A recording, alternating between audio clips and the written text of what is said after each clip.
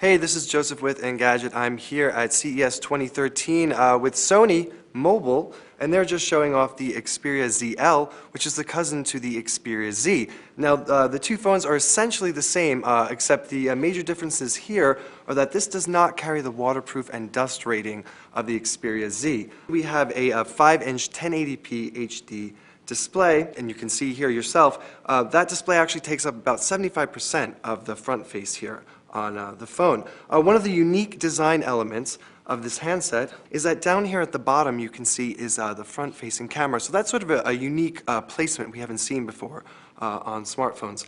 Inside there is a 1.5 gigahertz Qualcomm Snapdragon S4 Pro processor, which is exactly the same as the Xperia Z. So don't think you're getting gypped if you opt for the Xperia ZL. But it does miss out on that omni-balance design. So here you can see this is the particular white version. It will also come in black.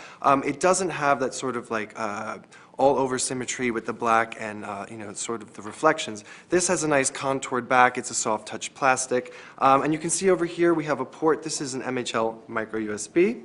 And then if we turn it over to the side over here, you can see here is the volume rocker.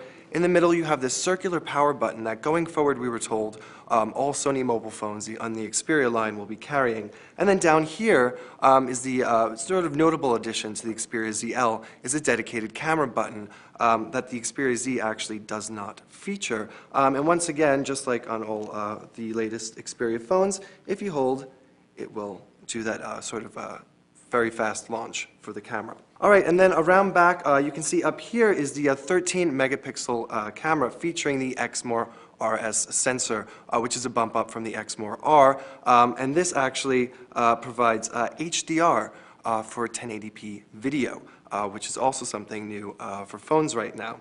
And then down here at the bottom is a sort of a covered flap that you can just pop open. And you can see that's where you'll put in your micro SD and the SIM card slot.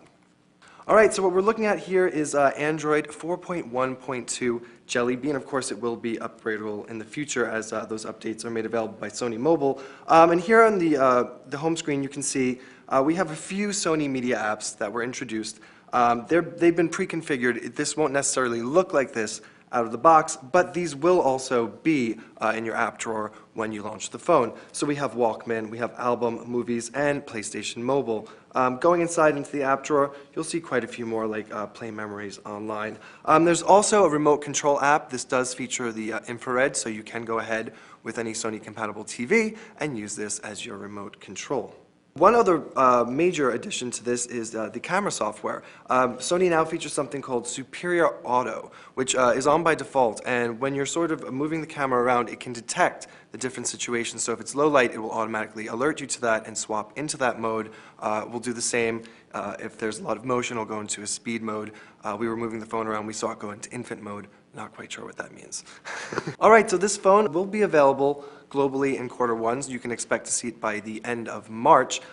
It is just a little bit heavier than its big brother, the Xperia Z. It's about 9.8 millimeters, and it weighs about 151 grams. But all in all, it's an excellent showing from Sony Mobile. So I'm Joseph with Engadget. Look forward to this. Thanks.